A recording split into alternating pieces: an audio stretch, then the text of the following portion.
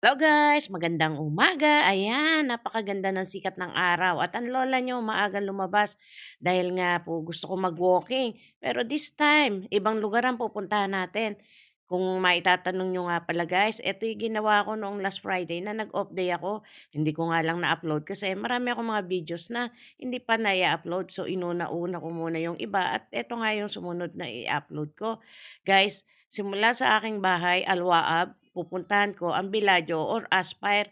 Hindi ko alam kung gaano 'tong, kalayo o ilang, hakbang, pero guys, malayo ito. Kaya nga nag-umpisa na ako mag-start ng walking ng 6:00 ng umaga para hindi pa siya mainit.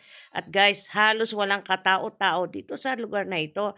Actually, lahat naman ng lugar ng Qatar kapag mga day off or, Friday, talagang wala kang masyadong makikitang tao sa daan at gayon din mga sasakyan. Pero hindi rin po guys na normal sa kanila na ang mga tao ay nasa kalsada.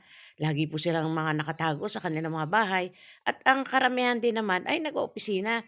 Pero dahil nga Friday ko 'to nabidyohan, guys, talagang tahimik ang paligid dahil ang mga tao natutulog or talaga namang nasa mga ibang lugar at habang ako naglalakad na-amaze ako sa mga nakikita kong mga building.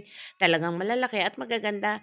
Mostly na mga building na nakatayo dito sa may mga alwaab na 'to guys ay most common ay mga businesses. At siyempre guys, dahil sa layo ng nilakad ko, ayan, nainitan ako, pumasok ako sa isang metro station at nagpalamig ng konti. Bago nag-umpisa na uli ako maglakad, papunta naman sa Aspire. Narating ko na nga guys yung Villaggio. Ang Villaggio naman ay kabila lang ang Aspire. Pero guys, hindi ako pinapasok sa loob kasi nga bawal daw, hindi raw puwedeng naka-short. At siyempre nakiusap ako dahil wala pa naman tao at ang bukas pa naman ng shopping mall ay 10:00. Sabi ko iihi lamang ako at, ako'y, lalabas na din at pinayagan naman ako guys kasi wala pa masyadong tao.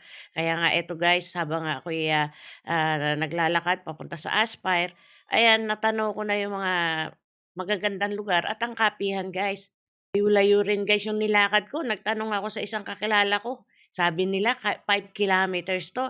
Kaya guys, napakasarap maglakad lalo na kung maganda ang panahon. Pero pagdating ko dito sa Aspire Park guys, wala ng power ang lola niyo, wala ng energy maglakad kasi nga napagod na. Kaya ang ginawa ko guys, konting lakad at ako'y naupo na lamang at nagpahinga, nagpahangin-hangin kasi napakasarap guys ng, simoy ng hangin dito. At ayan na nga guys, habang ako'y nagpapahinga, meron akong nakita mga Pilipina nasa sa kabilang dulo. Iniisip ko nga na kausapin sila pero nahihiya ako.